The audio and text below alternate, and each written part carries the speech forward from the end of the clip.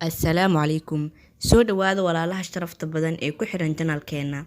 Waxaan ka hadli rabaa maanta sidee lagu gartaa in qofka uu ku yaryahay fitamiinka ama uu yahay fitamiin la'aan.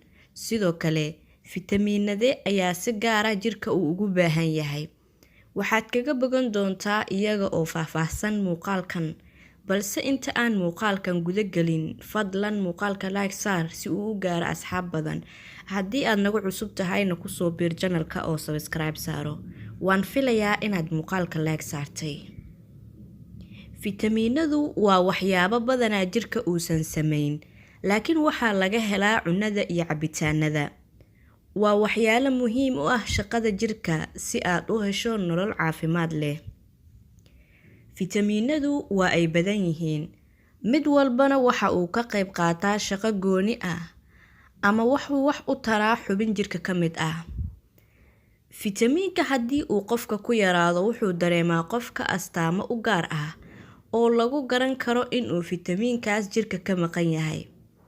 Haddii uu qofka xanuunsan yahay amase uu qaadan karin cunno isku dheelitiran ama uu u baahan yahay fitamiino dheeraad ah sida xilliga uurka oo kale, waa in uu qaataa iyadoo daawo ah si jirka uga faa'iideysto.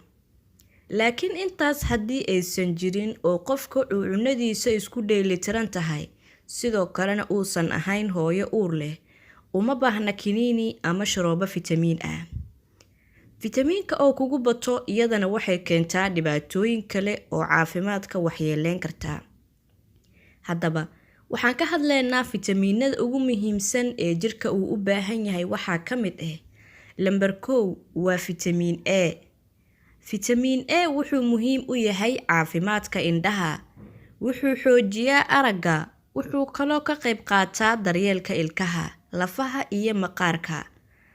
Qofka markii uu ku yaraado, waxa ugu horeeya ee laga dareemo amaba lagu arko waxaa ka mid ah aragga oo daciif noqdo, gaar ahaan xilliyada mugdiga sida habeenka oo kale. Waxaa laga helaa fitamiinkan karootada, beerka, kalluunka, caanaha khamiirsan, ukunta qaybteeda jaallada ah.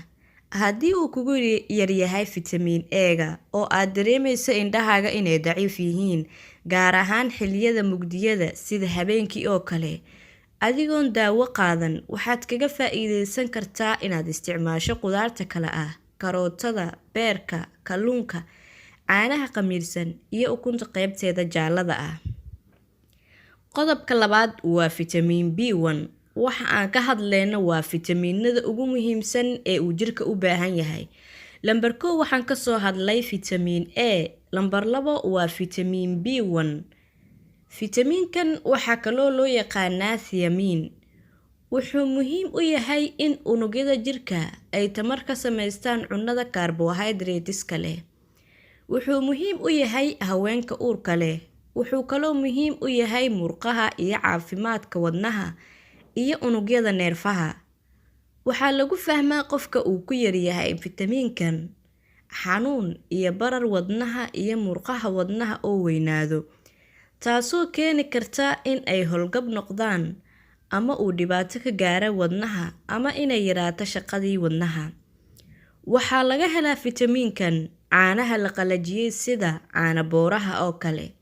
Waxaa kaloo laga helaa ukunta, digirta, lowska, qamadiga, galleyda, salbukada iyo masagada. Fitamiinka saddexaad waa fitamiin B2. Waxaa kaloo loo yaqaanaa riboflavin. Fitamiinkan wuxuu caawiyaa fitamiinada kale. Wuxuu muhiim u yahay korriinka jirka iyo soo saaridda unugyada cascas ee dhiigga. Sidaa darteed, dhiig yarida ayuu ka hortagaa. Wuxuu kaloo caawiyaa soo saaridda fitamiinada kale ah fitamiin B3 iyo B6. Waxaa laga helaa fitamiinkan qudaarta, saladka, koostada, ukunta, caanaha iyo hilibka lo'da, caanaha fadhiga iyo saliidda kalluunka. Caanaha fadhiga waa yogurta. Fitamiinka afaraad waxaa loo yaqaanaa fitamiin B3. Fitamiinkan magac kale ayuu leeyahay, waxaana la dhahaa niacin. Wuxuu muhiim u yahay maqaarka iyo neerfaha. wuxuu kaloo si gooni ah ugu duwan yahay fitamiinada kale inuu hoos u dhigo dufanka dhiigga ee loo yaqaano kolestaroolka. Fitamiinkan waxaa jirka ku yareeya ama waxaa sababa in uu yaraado cabidda khamriga. Waxaa lagu gartaa markii uu jirka ku yaraado fitamiinkan dheefshiid xumo, caajis, maqaarka oo si sahlan u dilaaci karo, lalabo, matag, iyo diiqad ama niyad jab. Markuu jirka uu aad ugu yaraado wuxuu keenaa xanuun loo yaqaano pellagra oo lagu garto maqaarka oo dildilaacsan, shuban badan, iyo dhimir beelis ama qofkii oo miyirka beela. Waxaa laga helaa fitamiinkan afakaadhada, ukunta, rootiga badarka laga sameeyey, kalluunka dhanaan, looska, baradhada macaan iyo hilibka. Fitamiinka shanaad magaciisa waxaa la dhahaa fitamiin B6. Fitamiinkan waxaa kaloo loo yaqaanaa pyridoxine. Wuxuu jirka u sameeyaa unugyada dhiigga cascas. Wuxuu kaloo kubciyaa shaqada maskaxda. Wuxuu kaloo ka caawiyaa borotiinka in uu jirka ka faa'iideysto. Wuxuu kaloo caawiyaa fariimaha dareenka ee neerfaha, khaas ahaan kuwa addimaha. Waxaa jira daawooyin yareeya fitamiinkan. Waxaa ka mid ah daawooyinkaas daawada tiibishada. Waxaana la siiyaa qofka tiibishada laga daaweynayo daawadan oo kaniini ah. Qofka tiibishada laga daaweynayo waxaa la siiyaa fitamiin B6 oo kaniini ah, maadaama ay tiibishada daawadeeda yareynayso fitamiin B6ka. Qudaarta laga hela fitamiinkan waxaa ka mid ah afakaadhada. Sidoo kale waxaa laga helaa hilibka noocyadiisa kala duwan, digirta, galleyda, mooska iyo lowska. Fitamiinka lixaad magaciisa waxaa la dhahaa fitamiin B2 alif. Sidoo kale waxaa loo yaqaanaa cobalamin. Waa fitamiin aad ugu muhiimsan habdhiska neerfaha jirka. Wuxuu kaloo caawiyaa samaysanka unugyada cascas ee jirka. Qofka markii uu ku yar yahay waxaa laga dareemaa dhiig yari u gaar ah fitamiinkan oo loo yaqaano pernicious anemia iyo dareenka neerfaha oo jirka ka taga. Waxay ka mid tahay waxyaalaha lagu arki karo qofka markii uu ku yar yahay fitamiin B2 alifka. Sidoo kale qofka in uu lugaha ka curyaamo. Laakiin nasiib wanaag waa fitamiin jirka uu kaydin karo. Haddii uu qofka ku yaraadana waxaa laga isticmaalaa kaydka. Waxaa laga helaa fitamiinkan hilibka, ukunta, caanaha iyo wixii laga sameeyey caanaha, beerka, kilyaha iyo aargoosatada.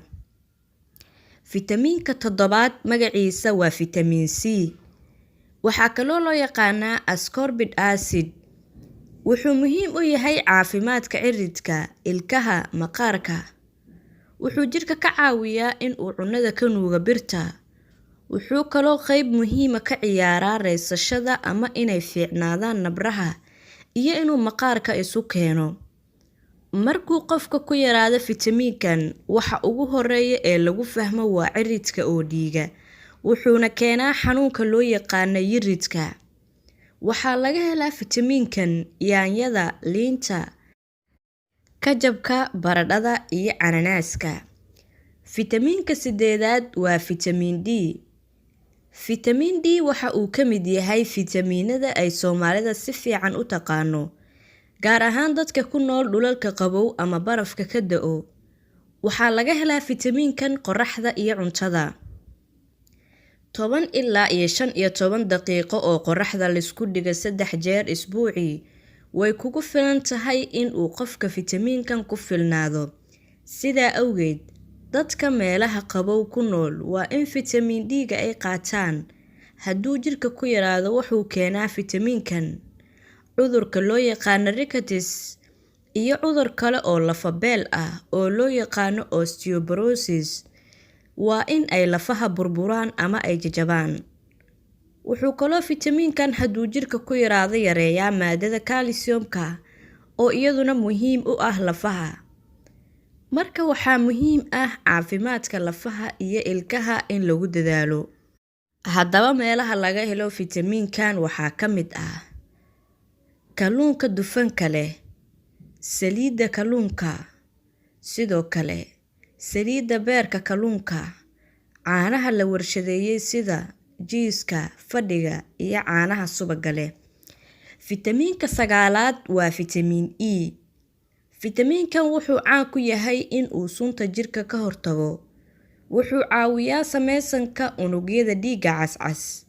Wuxuu kaloo ka caawiyaa jirka inuu ka faa'iideysto fitamiin K-ga. Fitamiin K-ga waxaa loogu talagalay in uu xinjireenta jirka u sameeyo. Waxaa laga helaa fitamiin E-ga afakaadhada, cambaha, babayga, saliidda galleyda iyo qudaarta. Fitamiinka 10aad waxaa loo yaqaanaa fitamiin K.